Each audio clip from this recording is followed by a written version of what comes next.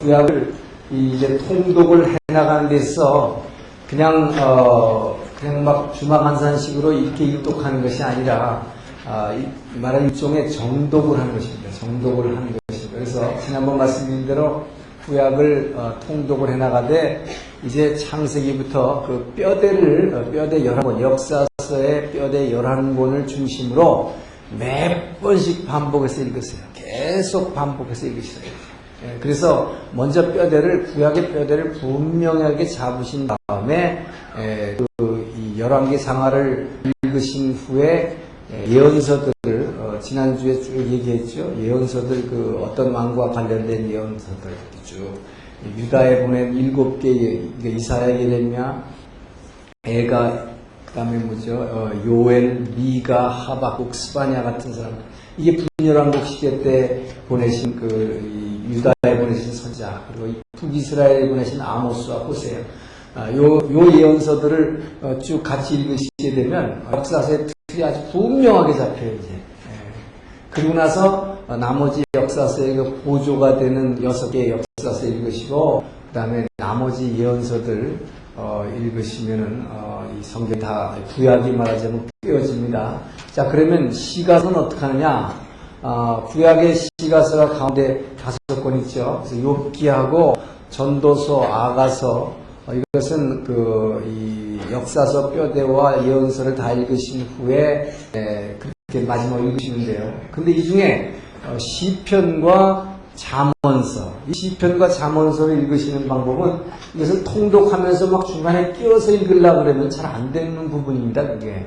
그리고 이것은 하나님을 찬양하는, 항상 말하자면 하나님을 찬양하는 거기 때문에 우리가 지금 찬송가 하듯이 복음성가 하듯이 매일 읽어나가는 게 좋아요. 그게 말하자면 우리가 아침에 호흡하시 말씀을 그냥 매일 먹는 거예요. 그래서 이것은 참 읽기가 좋은 게, 자, 시편은 150편이거든요. 이 시편 150편은 어떻게 읽느냐면 하루에 5편씩 읽은 것입니다. 하루에 시편을 그러니까 보통 얘기하는 5장을 읽는다. 이렇게 생각을 하시고, 이 5장 어떻게 읽느냐? 오늘 이 날짜가 있죠. 그날의 날짜, 오늘이 4월 3일인가요? 자, 3일이면 곱하기 5를 합니다. 5장씩 읽어야 되니까. 그래서 3, 5, 15 해서 오늘 읽을 시편은 15에다가 1을 더해야 합니다. 15에다 1을 더하면 시편 16편. 이 시편 16편에서 20편까지 이렇게 읽어보면 됩니다. 그래서 그날의 날짜에다가 곱하기 5에서 5편씩 읽는데, 하다가 보면 어떤 날 걸리는 날이 있게 되죠. 근데 그 걸렸다고 해가지고 그 다음에 거를 억지로 5편 읽으려고 하지 마시고, 이건 시편을 하루에 5장씩 읽으면 한 달의 시편을 매번 한 달을 다 읽을 수 있기 때문에 넘어가면 그냥 넘어가라 이 말이죠. 그리고 그날에 해당되는 그거를 항상 곱하기 5 해가지고 거기다 1 더해서 거기서부터 5장을 읽어버리면 언제든지 시편을, 그러니까 1년 내내 읽을 수 있어요. 그러면 빼먹은 거 다 커버야 돼요. 다 커버야 돼요. 그러면 참 시편을 그렇게 읽어나가면 참 좋습니다. 그리고 이 잠언 있죠. 잠언은 31장이에요. 그러니까 얼마나 좋아요. 이것도 그날에 해당되는 날짜, 그날의 날짜에 해당되는 걸 읽으면 이것도 뭐예요?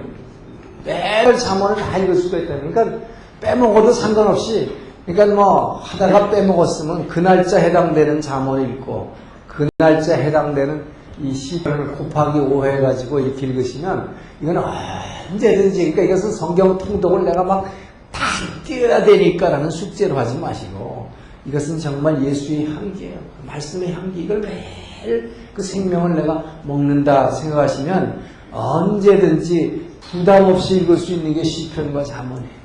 그러다 보면 이거 읽다 보면 그날에 여러분 어떤 해결해야 될 어려움들, 문제점들, 그 다음에 어떤 프로젝트를 하는데 아이디어, 이렇게 번뜩번뜩 우리 생활 가운데 떠오르게 하시는 게 이게 바로 시편과 잠언이에요. 우리 삶과 아주 직결되어 있는, 그러면서 하나님을 찬양하며, 우리가 하나님을 찬양하시지만, 우리가 그분을 높여드릴 때 그분은 우리에게 놀라운 삶 가운데 이 창조할 수 있는 능력과 지혜를 우리의 거꾸로 부여하신 것입니다.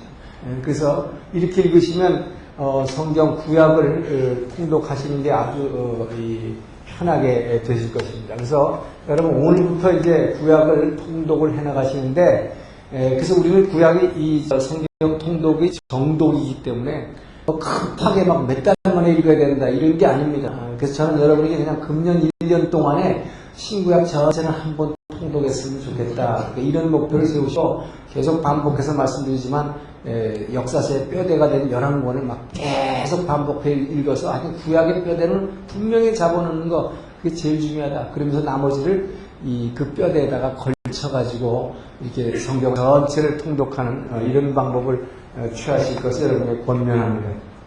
자, 그리고 이제 오늘 이제 신약의 구조를 들어가죠. 자, 신약의 구조는 아주 간단합니다. 우리가 잘 아는 대로 신약은 4복음서가 있어요. 그러니까 복음서가 있고 사도행전이 있고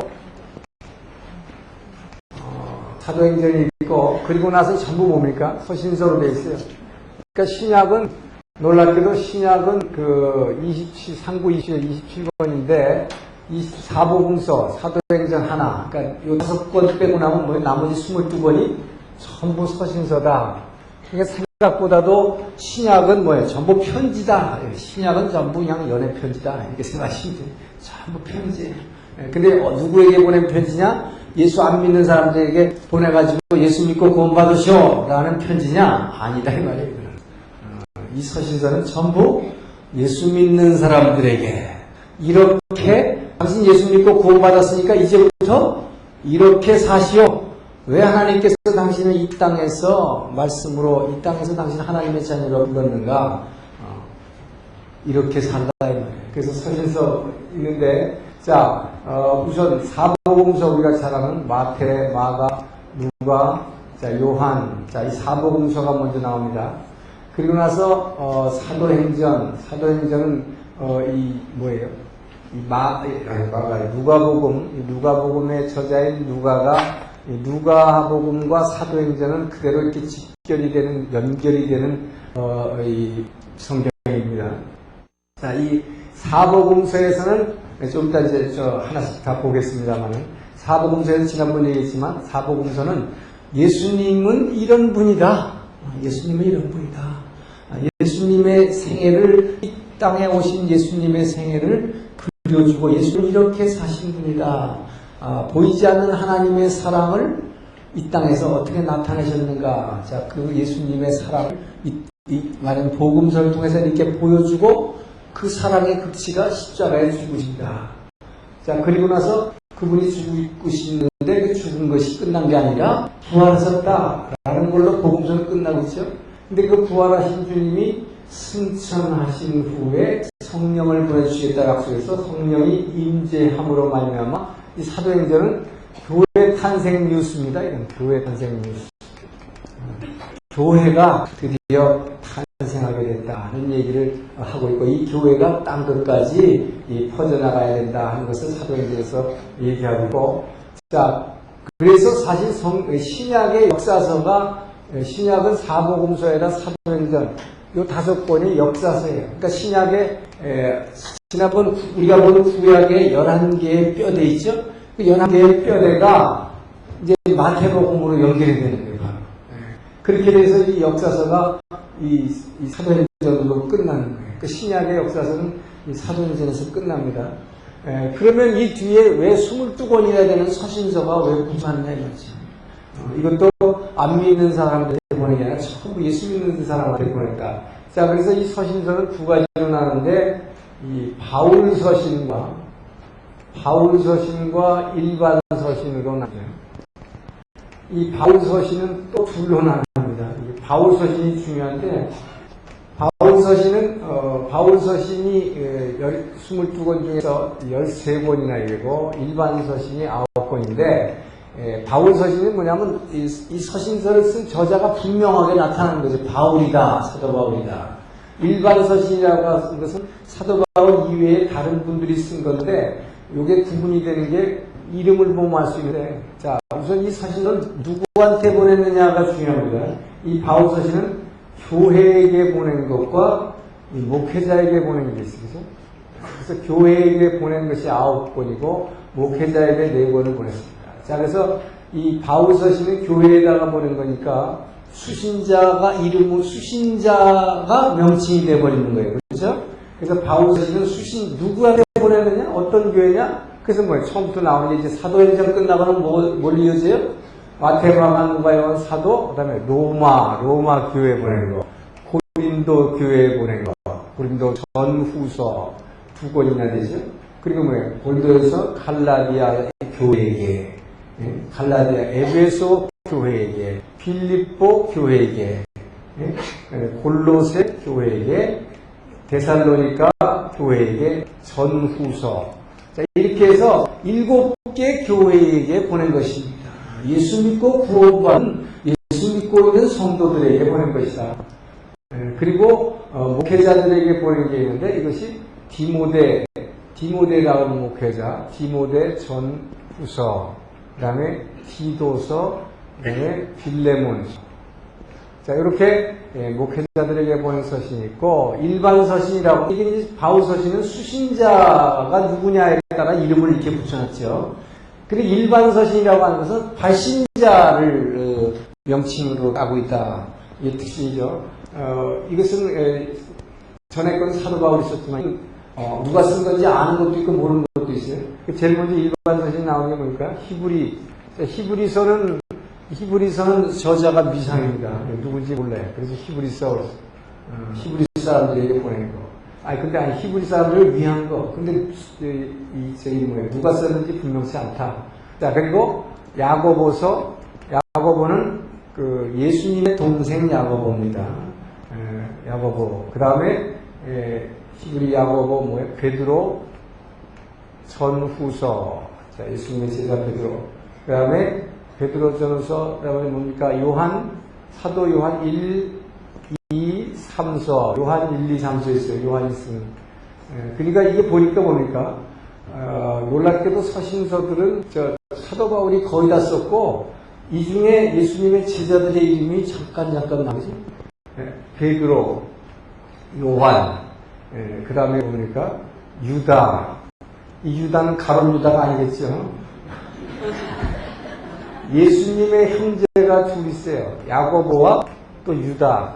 예수님의 형제라고 기록을 했습니다. 그래서 야고보와 유다다. 놀라운 거죠. 예수님의 동생 둘이 어렸을 때부터 먹을 것 같고 밥그릇 갖고 싸움도 했고 했을 텐데, 그래서 예수님 살았을 때는 주님이라는 건 전혀 못 믿었다가 부활하시고 승천하신 그 주님을 보고 나서 이 형제들이 특히 이 두 사람의 서신서를 보게 되면 그때는 예수님의 삶을 강조하고 있어요. 그래서 이분의 삶을 이렇게 닮아라. 예수 믿는 너희 성도들은 이렇게 살아야 된다. 그래서 특별히 삶에 아주 강조를 하고 있는 걸 보게 됩니다. 그래서 야고보는 이 행위가 굉장히 중요하다고 강조하죠. 그 다음에 이 사도 요한이 쓴 요한계시록. 자, 이렇게 신약의 체계라는 건 아주 비교적 아주 간단해요. 역사서 5권에다가 서신서로 되어 있다. 그런데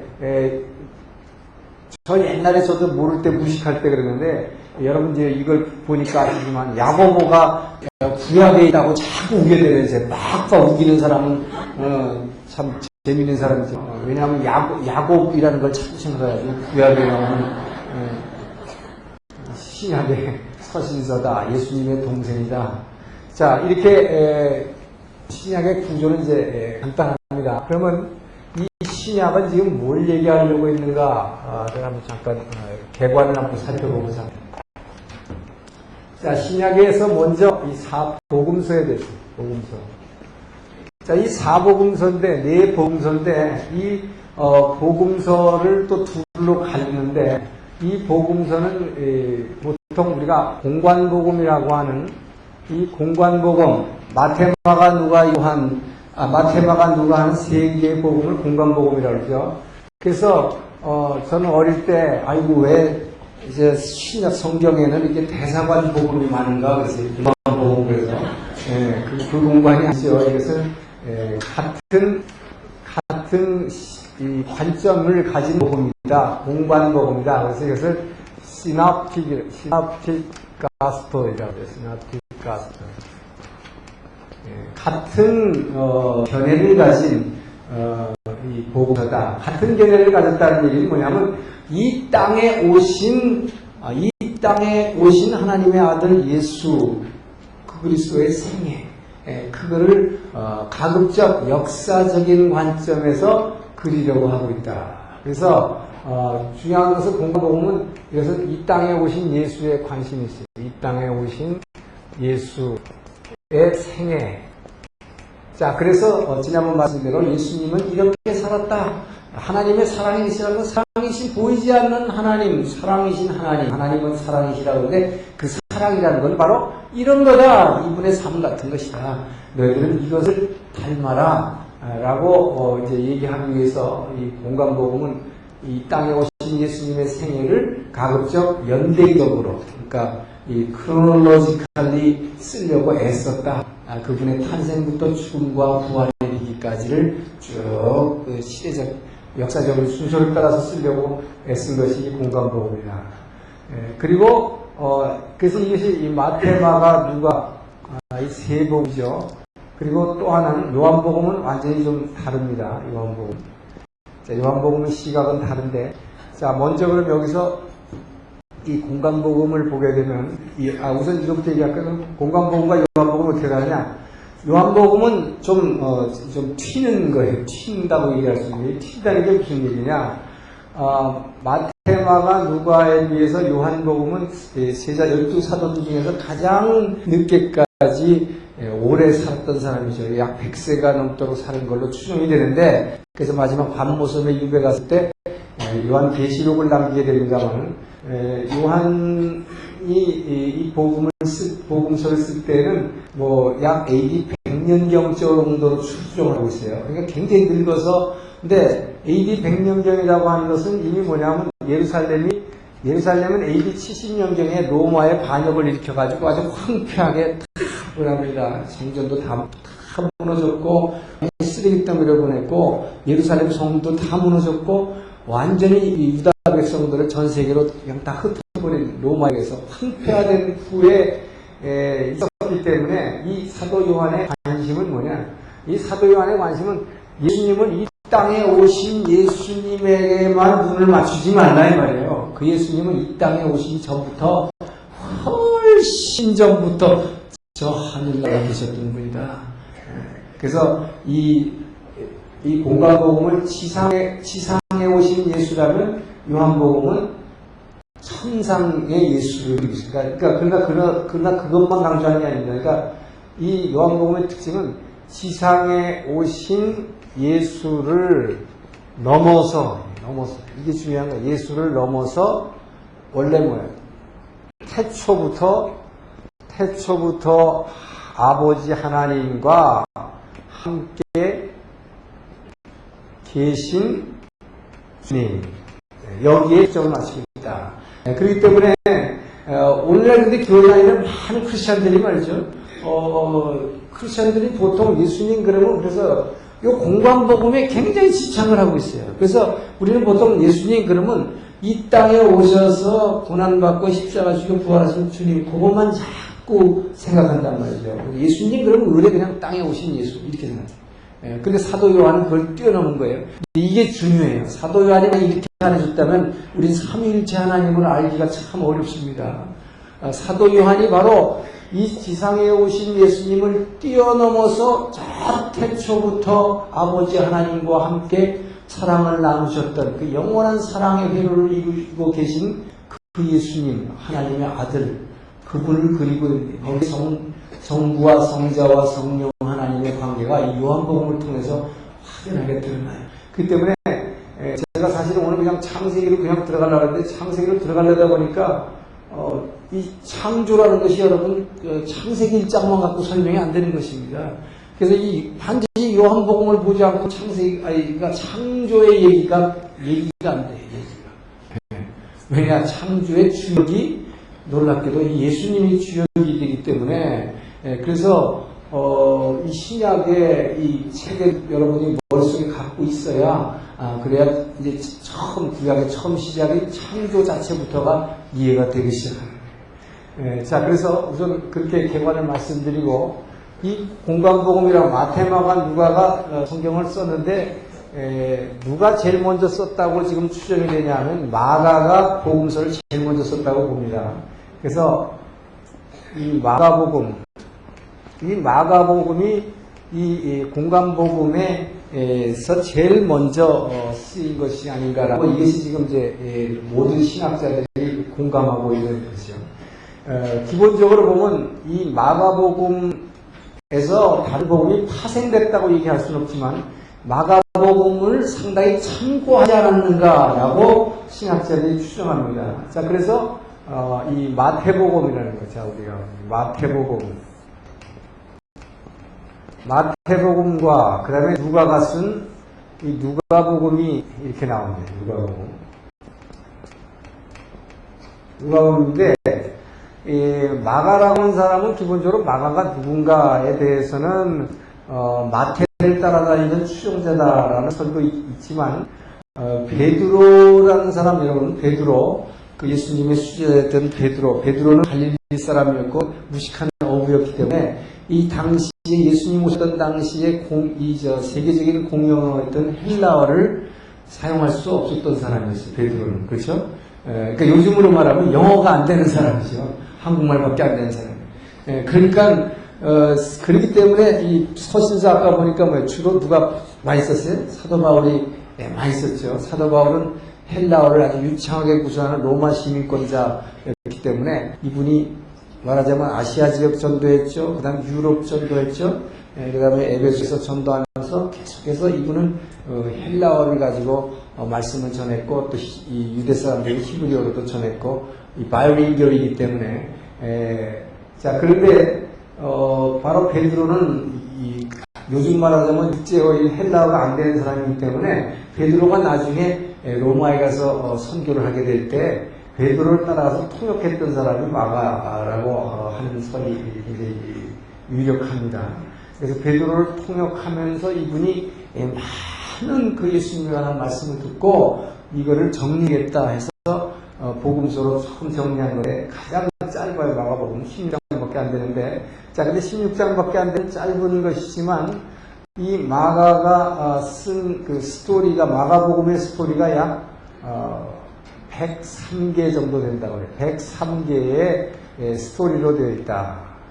이 마가가 103개의 스토리가 되는데, 그런데 이 마태는 이 중에서 마태복음을 보면 놀랍게도 98개나 되는 스토리가, 98개의 스토리가 마가복음에 나오는 것과 일치하고 있다 하는 것입니다. 그래서 심지어는 어떤 분은 마태가 마가복음 뺏겼다라고 그렇게까지도 혹평하는 분이 있지만 그건 전혀 아니에요. 잘 다릅니다. 같은 이야기를 하고 있다 하는 거죠. 그리고 누가복음도 마가복음의 103개 스토리 중에서 약 50개 정도, 약 50개의 스토리를 채택하고 있다. 같은 얘기를 하고 있다는 것이죠. 그리고 이 마가가 누군가에 대해서는 또 한 가지는 이제 베드로의 통역자인 마가.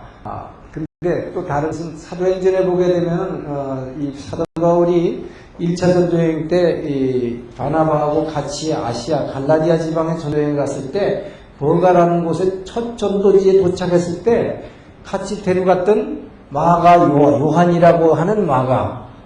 이 사람이 선교여행 떠났다가 쓱 보니까 얼굴이 장난이 아니네 하고서 그냥 은혜 받고 막 선교에 투신했는데 갔다가 그냥 장난이 아니라 도망가 버렸단 말이에요. 그래서 사도 바울이 2차 전도여행할 때 이 바나바는 이 마가를 데려가자고 그러는데 사도 바울은 그 사람 절대 안 된다. 힘이 줬다고 그래 있어요. 그래서 바나바하고 갈라져가지고 사도 바울이 누구 데려가요? 실라하고 2차 전도여행을 떠나게 되죠. 그 정도로 이 사람이 이제로 다퉜다 하는 얘기가 있는 그 마가 요한으로 보는 경우도 있습니다.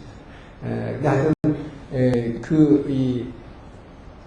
이 마가복음이 공간복음에서 가장 중요한 위치를 차지한다. 가장 중요한 위치라기보다도 시대적으로 이것이 제일 먼저 된 것으로 본다 하는 것입니다.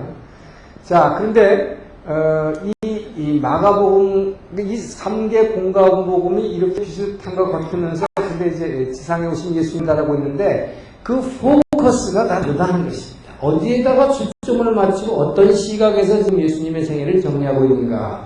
자, 이 마가라고 하는 사람은, 뭐에다가 초점을 두고 있냐면, 첫째, 마가입니다. 자, 이 마가복음은 기본적으로 Son of Man이라고 하는, Son of Man, 이게 뭡니까? 인자다. 우리가 성경에서 인자는, 예수님이 자꾸 인자라는 이 마가가 강조한 게 인자예요. 자, 그래서 이 마가복음은 인자에 초점을 두고 있다는 것입니다. 자, 인자라는 게 뭐냐? 이 당시에, 여러분, 이제 이 사복음서를 읽다 보면 우리가 신약을 보게 되면 항상 느끼는 것이지만은, 이 제자들이 그렇게 따라다니면서 마지막 최후의 만찬까지도 예수님을 어떤 분으로 생각했냐 하면, 이 메시아, 베드로가 고백하죠. 너희는 나를 누구라 하느냐 할 때, 주는 그리스도시요 살아계신 하나님의 아들이십니다라는 고백을 합니다. 그때 예수님이 되게 칭찬하는데, 주는 그리스도시요. 자, 그리스도, 주가 그 예수님이 그리스도다 하는 것은, 이 그리스도라는 것은 이건 당시의 헬라어로 그리스도라고 하는 거고, 구약의 히브리어로는 메시아라고 하는 것이죠. 그러니까 결국 베드로가 주는 그리스도시요 살아계신 하나님의 아들이라 하는 것을 고백했을 때는 이 구약의 많은 우리 이 예언서 봤죠. 예언자들이 오리라고 한 그 메시아, 즉 그리스도다. 이 메시아 그리스도라고 이 사람들이, 이 유대인들이 이 메시아 또는 그리스도라고 말할 때에 이 사람들이 머릿속에 상정하는 개념이, 컨셉이 있어요. 그 어떤 컨셉이냐? 이것은 다윗 왕의 후손으로 오실, 즉 이사야 11장 4절에서 나오는, 이사야 11장 1절 이하에 나오는 이새의 뿌리에서 한 줄기가 나와 이새의 줄기에서 한 싹이 나와 결실할 것이라고 하는 영원히 이스라엘을 공의로 다스릴 그 왕, 그 다윗 왕의 후손으로 와서 다스릴. 그러니까 말하자면 이것은 이 메시아나 그리스도라는 의미는, 이것은 정치적인 왕의 의미가 가다. 그래서 마지막까지도 예수님 영광 받으시면 내 아들 좌편에 우편에 하잖아요. 그러니까 이런 식으로 이들이 가졌던 제자들의 개념이 끝까지도 이 메시아 그리스도 이 개념을 정치적인 왕 이스라엘의 회복이라고 하는. 그러니까 예수님이 부활하신 주님이 승천하시면서 마지막으로 남기신 게 뭐예요? 너희 예루살렘은 떠나지 말고 내가 아버지께서 내 이름으로 보내시리라고 약속한 보혜사 성령을 기다리라. 그랬을 때 이제 막 예수님 빠이빠이 하고 승천하신 이 순간까지 뭐라 했어요? 이 제자들이 뭐예요? 그러면 그때가 뭐라 했어요? 그 성령님 보내주실 때가 이 이스라엘을 회복할 때입니까? 이게 이 사람들의 그리스도가 아니에요. 메시아가 아니에요. 그러니까 이 사람들은 끊임없이 이스라엘의 회복이에요. 그래서 예수님은 이 마가는 뭐냐? 마가는 어디에 착안하는 거냐? 그거 아니다. 물론 마가가 개인이 착안하는데 성령께서 마가에게 그런 마음을 감동을 주신 거죠. 그래서 마가가 쓸 때는 뭐냐? 나는 뭐예요? 물론 메시아지만 이 땅에서는 철저하게 Son of Man이다. 사람의 아들이다. 인자다. 자, 그래서 여기서 말하는 인자라는 것은 어디서 나온 말인가? 이것이 구약의 다니엘 7장에 나오는 말이에요. 구약의 다니엘 7장 11절 보면 인자에 대한 얘기가 납니다. 그래서 하얀 흰옷을 입은 인자가 영광 가운데 오실 것을 다니엘의 환상 가운데에서 포로 생활 가운데서 보면서 언급을 하죠. 그 Son of Man, 다니엘이 얘기한 Son of Man은, 그러나 이 다니엘 7장 뒷부분을 쭉 읽어보면 엄청난 고난을 겪어야 할 그런 인자다. 이 고난 가운데에서 오신 이가 이 고난을 받되, 그러나 엄청난 고난을 받으실 분이다. 엄청난 고난을 받게 되는 분인데, 그러나 중요한 것은 결론이 중요합니다. 엄청난 고난을 받되 이 인자는, 다니엘 7장 11절에 있는 인자는 뭐냐? 영광 가운데 오실 분이라면, 그러나 영광 가운데. 자, 고난 후에 영광으로 오실 분이다. 라고 하는 것으로 이 마가복음은 여기에 초점을 맞추고 있어요. 자, 그래서 이 마가는 기본적으로 이 주님이 이 땅에 와서 고난받는 종, 그래서 이 마가복음을 이 종의 개념으로도 보죠. 종의 개념, 그죠? 종으로 오신 주님이다. 자, 그래서 이 고난받을 인자로 오셨기 때문에 이 고난받을 인자로 오신 종의 개념으로 오신 이 주님은, 하나님의 아들은 말하자면 이 땅에서 영광 받으시려고 온 것이 아니라 내가 존귀를 받으려 온 것이 아니라 섬기려고 오셨다. 자, 그래서 이게 섬기려고 종의 모습으로 인자로 온, 고난받기 온 종은 마태나 누가가 기록하는 그런 족보가 없고, 그렇죠? 뭐 대단한 사람이라는 족보가 뼈 있는 집안에 족보가 있는 거예요. 종이 무슨 노예가 족보가 있어요. 그런 거 필요 없다. 그래서 마가는 무엇부터도 생략을 했느냐? 예수님의 탄생에 대해서 아예 언급도 안 하는 거예요. 종이 뭐 어떤 핏줄로 뭐가 왔는지 이런 거 관심이 없어요. 그래서 결국 예수님의 탄생은 전부 뭐예요? 누가 기록하고 있어요? 마태와 누가가 기록하고 있어요. 그러면서 이 두 사람은 예수님 족보를 아주 자세히 기록하고 있습니다. 근데 마가는 아예 처음부터 그냥 인자다, Son of Man이다. 너희들이 생각하는 그런 엄청난 게 아니라 처음부터 끝까지 고난받는 종이다. 그래서 마가복음은 1장부터 16장까지 계속 읽어가는 동안에 그 예수님의 정체에 대해서 영광받을 만한 하나의 언급도 없다.